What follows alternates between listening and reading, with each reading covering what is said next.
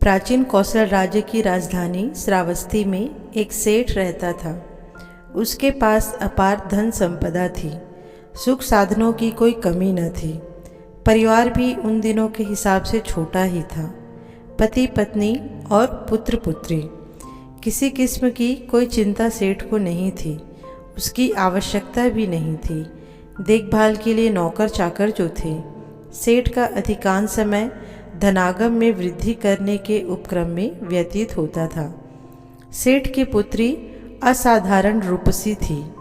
बालपन से पूरी स्वच्छंदता मिली थी उसे। प्राकृतिक वातावरण में जैसे पुष्पलतिका पूरे वेग से बढ़ती है, वैसे ही रोक टोक और किसी भी प्रकार के प्रतिबंध से मुक्त वह बाला देखते ही देखते बालपन की देहरी लांघ कर यौवन के उन्मुक्त प्रांगण में प्रवेश कर गई। निश्चिंत जीवन के अभ्यस्त सेठ की चिंता अचानक उस दिन शुरू हुई जब उसने अपने पुत्री को ध्यान से देखा। वह यह देखकर विस्मित रह गया कि अभी कल ही जो बच्ची उसके सामने से छलांगे मारती हुई निकल जाती थी, बाल सुलभ अटखेलियाँ करती थी, इस या उस बाट पर हटकर मचलती थी, आज वह सकुचाई हुई थी, यौवन भार से दबी जा रही थी। अब सेठ की निश्चिंतता उड़ गई। उसके चिंता करने के दिन आ गए। उसने संकल्प किया कि वह यथाशीघ्र अपने पुत्री के लिए योग्य वर देखकर उसके हाथ पीले कर देगा। सेठ ने वर की तलाश शुरू कर दी। उसे इसमें कोई कठिनाई नहीं होनी थी, सो न हुई। क्या नहीं था उसके पास जो उसे अपनी इकलौती पुत्री के लिए वर ढूंढने में कोई समस्या होती। एक दो स्थानों पर संपर्क करते ही सेठ पुत्री के लिए संबंधों का तांता लग गया। अंतिम निर्णय करने से पूर्व वह अपनी पुत्री से बात कर लेना चाहता था। उसने पुत्री तक यह बात पहुंचा दी, किंतु पुत्री ने इतनी जल्दी कहकर बात को टाल दिया। सेठ को पुत्री के इनकार में कुछ भी असहज, कुछ भी अस्वाभाविक नहीं लगा। कौन कन्या अपने विवाह के लिए उतावली अधीरता दिखा सकती है? यह तो निर्लज्जता का ही प्रदर्शन न होता। सेठ को प्रसन्नता ही हुई, गर्व हुआ उसे कि उसकी पुत्री में सील और लज्जा शेष है, किंतु वह कोई जोखिम नहीं रखना चाहता था। लोकाचार को ध्यान में रखते हुए एक पिता के रूप में वह इसे अपना कर्तव्य समझता था कि पुत्री को उचित वय में उसके पति के घर भेज दे। कन्या तो पराया धन होती है। यही सोचकर सेठ ने अपने प्रयासों में ढील नहीं दी। उधर सेठ पुत्री अपने जीवन गाथा अपने आप और अपने ही तरीके से लिखने की चेष्टा में थी। बचपन से उसे जो स्वच्छंदता, जो उन्मुक्तता मिली थी, उसने उसे स्वेच्छाचारी बना दिया था। अपने सारे निर्णय स्वयं करने की जो स्वतंत्रता उसे प्राप्त थी, उसने उसे सामान्य रीति बना लिया था। अब अपनी भी बात को दूसरों के आदेश या निर्देश पर चलाना उसके लिए असहज ही नहीं अपितु असंभव हो गया था। दूसरों में उसके माता पिता और सगे संबंधी भी आते थे। सेठ ने जो नौकर चाकर अपने परिवार की सेवा के लिए, उनकी सुविधा के लिए रखे थे, उनमें पुरुष सेवक भी थे। सेठ पुत्री की सेवा में एक पुरुष सेवक ही नियुक्त था, या इसे इस तरह समझें कि उसने अपने लिए एक युवा नौकर को ही चुना था, जो शारीरिक श्रम के कारण असाधारण हृष्ट-पुष्ट, मजबूत और बलवान तो था ही, देखने भालने में भी बहुत अच्छा था। निरंतर संपर्क में रहने और किसी भी प्रकार का कोई नियंत्रण या प्रतिबंध न होने के कारण वही हुआ जो ऐसी स्थितियों में होता है। गठीली पुरुष देह का स्पर्श मिला तो सेठ पुत्री फिर स्वयं को संभाल नहीं पाई। उसने अपने आप को संभालने की कोशिश भी नहीं की। उसकी आवश्यकता ही नहीं समझी। सब कुछ तो उसके अनुकूल था। पिता को धनार्जन से अवकाश नहीं था। कई कई दिन तो उनके दर्शन ही नहीं होते थे। घर भी बहुत बड़ा था, उसमें एकांत स्थान और अवसरों की कोई कमी भी नहीं थी। सार यह कि सेठ पुत्री अपने समवयस्क नौजवान नौकर के वासना पास में फंस गई थी। उसने इसे प्रेम का प्रसाद मानकर श्रद्धापूर्वक स्वीकार किया। उसे प्रेम की परंपरा का ज्ञान था, जिसकी व्याख्या उसने अपने तरीके से कर रखी थी। वह मानती थी कि सच्चा प्रेम ऐसा ही होता है। वह कोई ऊंच नीच नहीं देखता, वह सायास नहीं होता। जिसे हृदय अर्पित कर दिया सो कर दिया। अब चाहे कोई कुछ भी कहता रहे, कोई कुछ भी करता रहे, वैसी भी स्थितियां उसके अनुकूल थीं। तभी तो अपने इस संबंध को गोपनीय बनाए रखने में वह पूर्ण सफल हुई थी। किसी को कानो कान खबर न हुई। जब बांध टूट जाता है तो जलधारा के वेग को रोकना असंभव होता है। यहाँ तो कोई बांध ही नहीं था, सब कुछ निर्बंध था। जब पिता ने विवाह की बात उस तक पहुँचाई तो उसने कन्या सुलभ लाजशील की ओट लेकर बात को टाल दिया था, किंतु यह कुछ ही समय तक चल सकता था। वह सदा के लिए तो विवाह से मना नहीं कर सकती थी। पिता भी उसे मनाने वाले नहीं थे। ऐसा उसने सोच लिया कि पिता की ओर से अगला निर्देश आने से पहले ही वह कुछ न कुछ कर लेगी। कोई न कोई निर्णय तो उसे लेना ही होगा। और सेठ पुत्री ने आनन फानन में बिने आगे पीछे विचारे वह निर्णय कर लिया, जो तत्काल तो उसके लिए सुखद था, किंतु जिसने उसकी जीवन धारा ही मोड़ दी। सेठ पुत्री ने अपने नौकर प्रेमी को अपने पिता के संदेश के विषय में बताया। उसने अपने प्रेमी को बाध्य किया कि वह इस बारे में तत्काल विचार विमर्श करे और तुरंत कोई निर्णायक कदम उठाए। प्रेमी क्योंकि प्रेमी होने से पहले एक नौकर ही था, इसलिए वह हतप्रभ हो गया। मालिक के विरुद्ध जाने और उन्हें अप्रसन्न करने का उसमें साहस नहीं था। वह भयभीत हो गया। पहल सेठ पुत्री ने ही की थी। उसने प्रेमी से इस विषय पर सोचने के लिए कहा।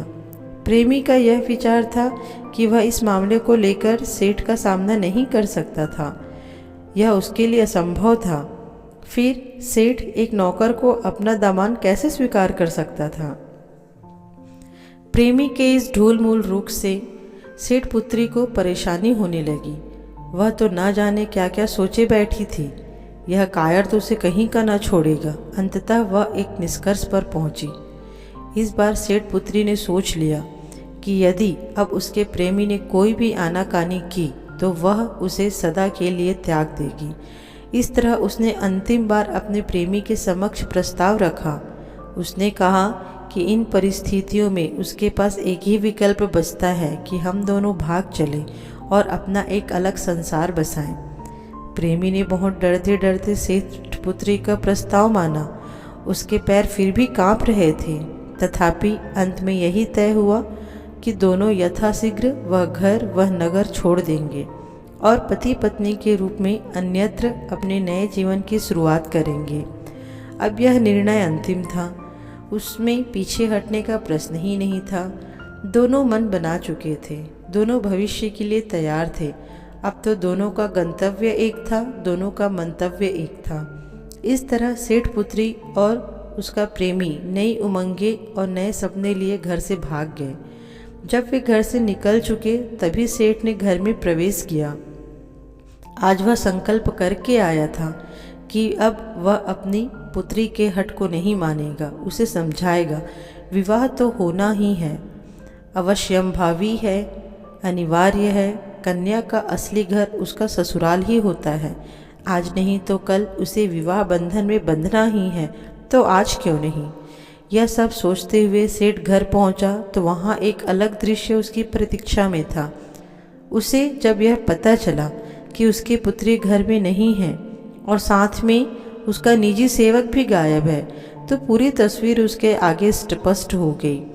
एक पुत्री के भाग जाने पर किसी पिता की क्या हालत होती है, सेठ पर क्या बीती होगी, इसकी हम सहज कल्पना कर सकते हैं, इसका हम सहज अनुमान लगा सकते हैं। अभी तो हम लौटते हैं अपने मुख्य कथानक पर, अपनी कथा नायिका पर। सेठ पुत्री अपने दुस्साहसिक उत्साह की ऊर्जा से भरी तेज तेज डग भरती आगे बढ़ती जा रही थी। उसकी उमंग उसके प्रेमी को भी साथ साथ घसीट रही थी।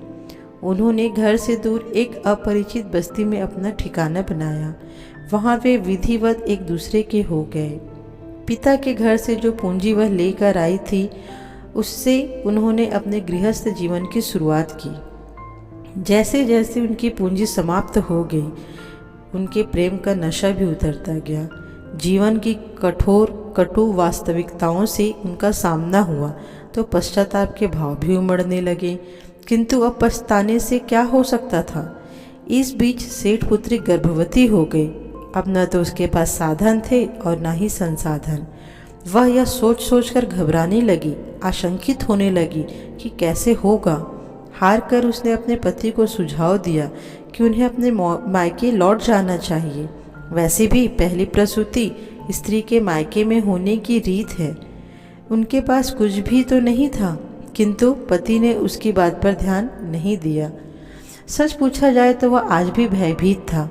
उसमें साहस नहीं था सेठ के सामने जाने का। था तो वह नौकर ही, वह दामाद कैसे हो सकता था। सेठ से आंख मिलाने का साहस ही नहीं था उसमें। फिर मन के किसी कोने में यह भाव भी था कि उसने अपने मालिक से विश्वासघात किया है। सेठ पुत्री ने अपना प्रयास नहीं छोड़ा। तर्क कुतर्क का सहारा लेकर उसने अपने पूर्व नौकर और वर्तमान पति को लाख समझाया कि उसके मायके लौट जाने में ही उनकी भलाई है। कुछ नहीं तो प्रसव के बाद अपने इस नए संसार में वापस आ सकते हैं। किंतु वह अपने पति को आश्वस्त नहीं कर पाई, सहमत नहीं कर पाई और समझा नहीं पाई। इधर उसके पेट का घेरा स्वाभाविक तौर पर बढ़ता जा रहा था और उसके साथ उसकी चिंताएं भी बढ़ती जा रही थी। जब काल प्रसव बिल्कुल निकट आ गया और पति किसी तरह भी उसे ले जाने या भेजने को तैयार नहीं हुआ, तो उसने एक दृढ़ निर्णय लिया। जब पति घर से बाहर गया हुआ था तो वह अकेले ही श्रावस्ती के लिए निकल पड़ी। पति ने लौटने पर जब उसे वहाँ नहीं देखा तो उसे समझने में देर न लगी कि उसकी पूर्व मालकिन और वर्तमान पत्नी अपने मायके के लिए निकल गई है। वह उल्टे पांव श्रावस्ती जाने वाले मार्ग पर चल पड़ा। जैसे कि उसे आशा थी, उसकी पत्नी उसे बीच राह में मिल गई। वह जंगल का रास्ता होकर जाता था। उसने अपनी पत्नी को बहुत समझाया, ऊंच नीच बताई। बहुत देर तक दोनों में नोक-झोंक होती रही। कोई भी अपनी बात से डिगने को तैयार नहीं था। तभी सेठ पुत्री को असह्य प्रसव पीड़ा होने लगी। वे जंगल में वृक्षों की ओट हो गए। वहीं उसने एक पुत्र को जन्म दिया। उलाहने समाप्त हुए। अब विवाद की कोई गुंजाइश भी नहीं थी। उसका कोई कारण नहीं था। वे दोनों अपने घर लौट आए।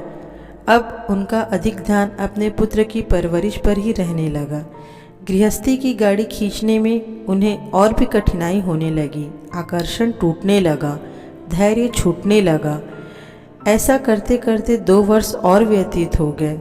इस बीच सेठ पुत्री फिर से गर्भवती हो गई। इस बार भी उसने अपने पति को समझाने बुझाने की, मनाने की बहुत कोशिश की।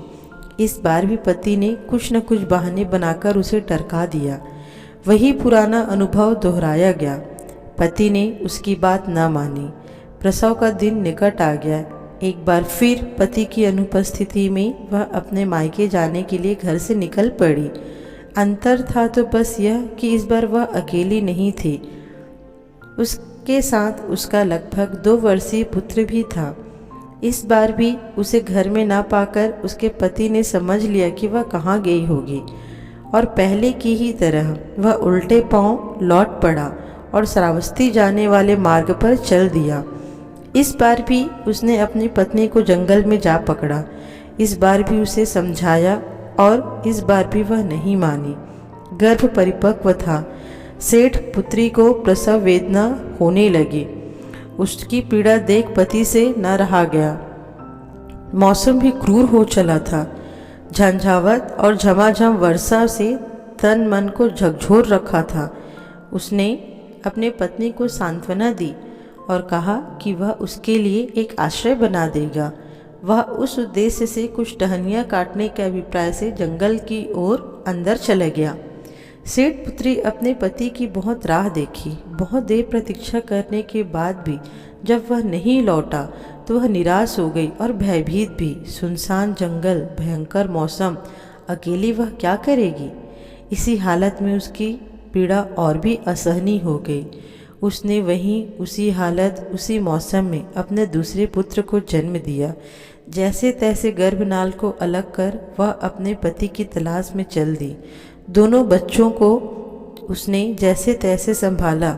भीषण वर्षा और कड़कती बिजली के अत्याचार को झेलती वह जंगल में उस स्थान पर आई जहाँ एक वज्रपात उसकी प्रतीक्षा में था। उसने जो दृश्य देखा वह दर्दनाक था। बिजली की चमकार में उसने देखा कि उसका पति भूमि पर झाड़ियों के बीच अचेत पड़ा है। उसने झुककर देखा ध्यान से, उसके शरीर पर सर्पदंश के निशान थे। वह इस संसार से कूच कर चुका था। यह नितांत अप्रत्याशित था। इससे अधिक उसके साथ और क्या हो सकता था। उसने अपने बच्चों की ओर देखा तो उसमें साहस का संचार हुआ। अब इसके लिए जीना ही होगा। उसने अपने मन को मजबूत किया और मजबूत कदमों से श्रावस्ती यानी अपने मायके की ओर चल पड़ी। दोनों बच्चों को उसने अपने वस्त्र की ओट में कर लिया। न उसने झंझावत की चिंता की और न ही गरजती बिजली और तड़ातड़ गिरती बारिश की। शारीरिक आसक्तता की तो आंखें मूंद कर केवल मनोबल के सहारे ही उसने आगे की यात्रा का संकल्प किया। कुछ दूर चलने के बाद अचिरावती नदी आई। इसे पार करके ही वह श्रावस्ती पहुंच सकती थी। यह कोई आसान काम नहीं था।